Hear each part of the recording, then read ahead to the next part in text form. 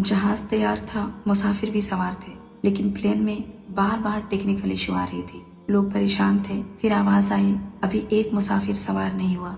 वो आया, प्लेन में कदम रखा और जहाज ने उड़ान भर ली। जी हाँ, ये कहानी है लीबिया के आमिर गद्दाफी की।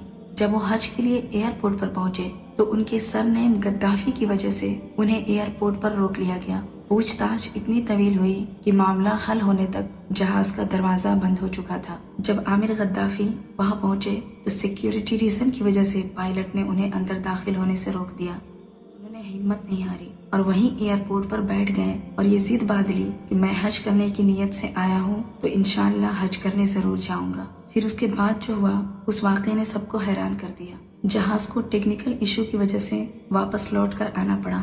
उस वक्त एयरपोर्ट के स्टाफ ने पायलट से कहा, एक पैसेंजर रह गया है, उसे सवार कर लो। पायलट ने उसे सवार करने से इनकार कर दिया। जहाज ने फिर से उड़ान भरी, लेकिन फिर किसी और खराबी की वजह से वापस आना पड़ा। इस बार पायलट ने कहा, अब ये जहाज आमिर के बिना नहीं उड़ेगा। आमिर जहाज में सवार हुए और इस बार जहाज बिना किसी खराबी के अपनी मंजिल तक पहुंच गया। लोग कहते हैं कि एक मोजज़ा था। वैसे आप क्या कहते हैं? क्योंकि जिसका बुलावा रब की तरफ से हो वही फ्लाइट का असल मुसाफिर होता है।